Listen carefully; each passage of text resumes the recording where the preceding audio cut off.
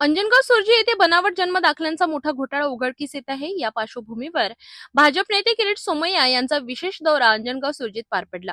त्यांच्या आगमनानंतर त्यांनी प्रथम आपल्या पदाधिकाऱ्यांच्या घरी भेटी दिला। त्यानंतर दुपारी नगर परिषद कार्यालयात बंद दाराआड मुख्याधिकारी लोहकरे आणि इतर अधिकाऱ्यांसोबत तब्बल 1.5 तास बैठक घेतली। या बैठकीत नगर परिषद हद्दीत तयार करण्यात आलेल्या बनावट जन्म दाखल्यांची सविस्तर चर्चा करण्यात आली। त्यानंतर सोमय्या यांनी तहसील कार्यालयात तहसीलदार पुष्पा सोळंके व इतर अधिकाऱ्यांशी 15 मिनिटे चर्चा करून थेट पोलीस स्टेशन गाठले। येथे ठाणेदार सूरज बोंडे व उपविभागीय अधिकारी मनीष ठाकरे यांच्याशी बनावट जन्म दाखल्यांवर नोंद झालेल्या गुन्ह्यांबाबत आणि पुढील कारवाईबाबत बैठक झाली।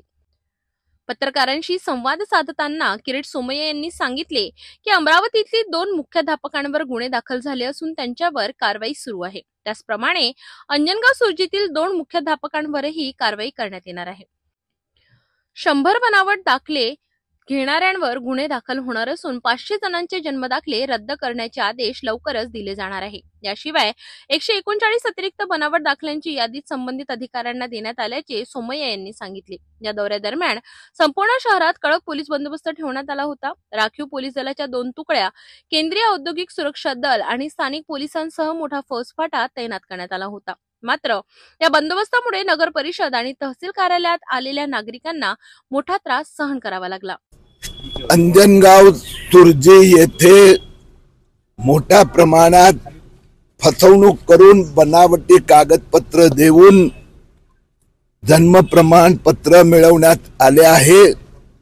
पोलीस, नगर परिषद आणि तहसीलदार तिघांनी चौकशी सुरू केली आहे।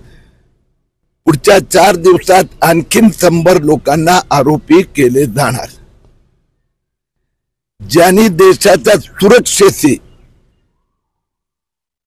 खेळायचा प्रयत्न केलाय की ज्या माणसाकडे इथे तो पैदा झाला त्याचं एकही कागदपत्र नाही, आधार कार्डवर 1 जन्मतारीख आणि अर्धावर दुसरी, या सगळ्यांवर कारवाई होणार। अंजनगाव सुर्जी मध्ये मी आतापर्यंत 139 ची यादी पुराव्यासह दिलेली आहे।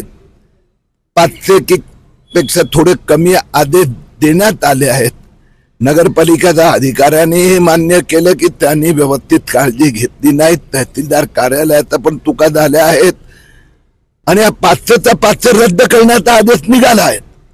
पण त्यातनं 100हून अधिक लोकांना माझी माहिती आहे अंजनगावच्या 2 शाळेतल्या हेडमास्टरनी बोगस शाळेचे दाखले दिलेत, त्यांच्यावर कारवाई होणार।